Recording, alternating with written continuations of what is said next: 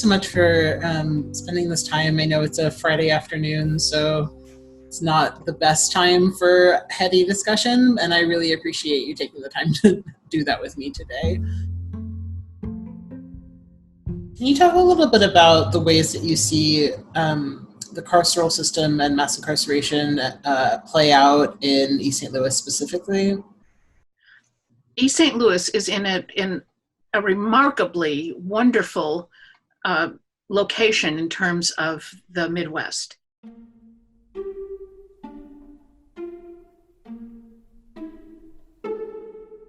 It is right next to a major city.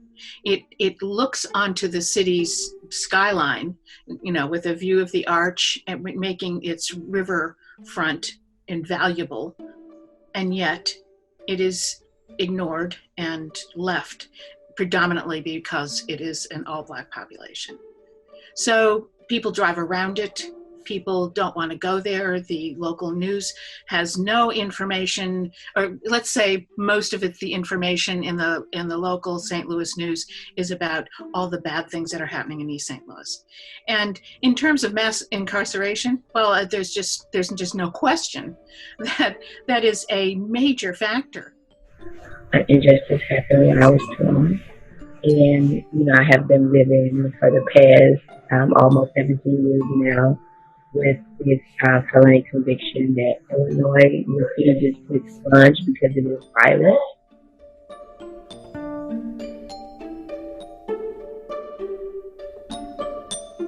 It creates a lot of barriers for me because it is a violent offense. So it was survived and punished, being that I was the victim, but I protected myself and made sure that I survived. I was punished. So, yeah. I've had people in my family that have also been imprisoned. And I think many of us in this town have dealt with that.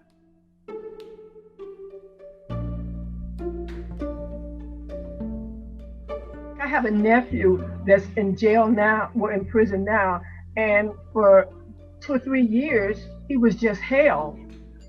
He wasn't totally charged, but he couldn't be free because, so he still was waiting, that waiting period of what they're going to do with the charging you with the crime and that type of thing. And then the time that you were there incarcerated waiting, that time is not used towards your sentence. That's just wasted time. My brother was a sophomore in high school when he was arrested.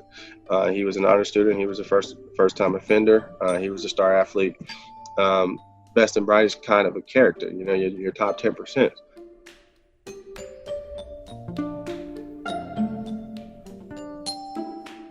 The people that he corresponds with, who are in the institution with him, they're not different from him.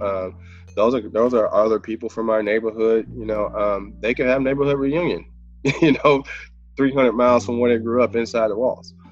We do not give a place as a society, and in places like East St. Louis, we don't make a space for felons.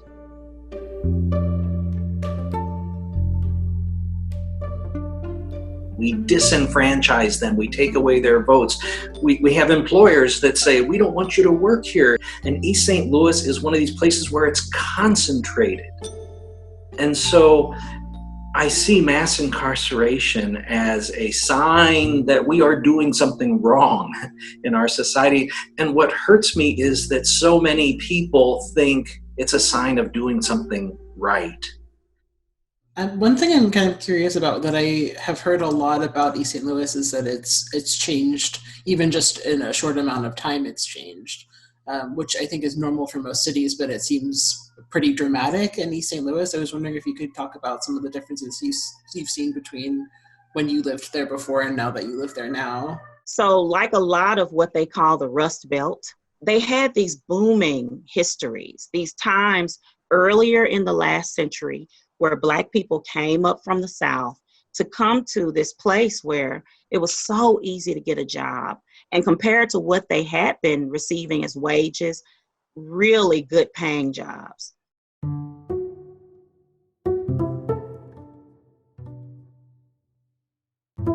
And there was a warm period for about 30 years where people were able to build this kind of middle class legacy. There seemed to be lots of prosperity. And somewhere in the late 60s through the 70s, the industries became people who could build a whole ecosystem around them and then leave for a better looking mate. So those industries left for, China and other places where it was more advantageous for them. But for the communities they left behind, like East St. Louis, they still have struggled to really come back from that abandonment. We had Black-owned grocery store, we had Black-owned businesses, Black-owned mom and pop places, and there's we had a thing that we were all connected family-wise because of businesses and opportunities.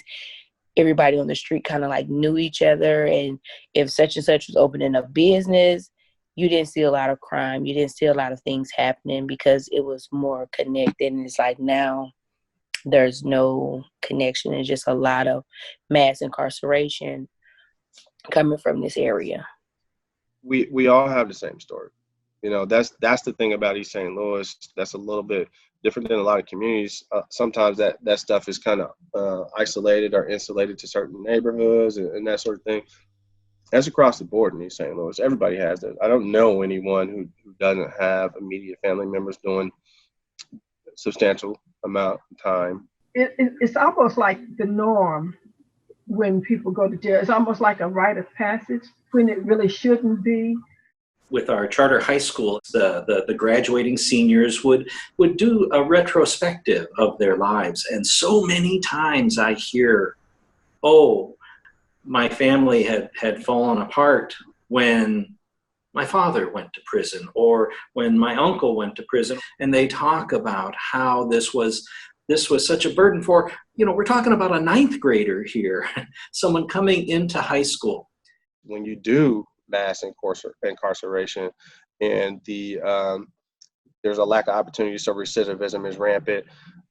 What happens is there are people left over that have to pick up that slack, right? There are sacrifices that have to be made by those people who are left behind in order to make that happen. Well, a lot of times those things become very cyclical because there's still not, enough opportunities. There's still not enough resources.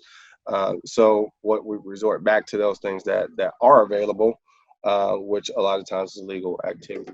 It's almost mind-boggling. And I would say honestly that I think that the present criminal justice system is killing our society faster than anyone could possibly imagine. And it's killing us from within. So kind of thinking about possible ways of fixing this. If the end goal is a truly just society, what would that look like to you? And also, how do we get there? I think a just society looks like a place where you shouldn't really have to worry about breaking the law because the law is not designed to be anti-you. You know what I mean? You should already be living in accordance with the way your laws are. Your law should be kind of centered around the way you live. East St. Louis needs better housing and better streets. There are lots of burned out homes and abandoned homes. There are neighborhoods where flooding occurs, where the sewage backs up. So there's some infrastructure help that is very, very necessary. Have a youth center set up, something that kids could take that energy into rather than just being in the streets and getting in trouble. Because a lot of times when they get in trouble, you don't always think it's enough to be in prison for your life. Really having a conversation to come together and see what people are saying and kind of implement what can we do. And that's why I created CJC, Community Justice Collaborative, to really collaborate, because a lot of these agencies have been here for a while and nobody is talking to each other.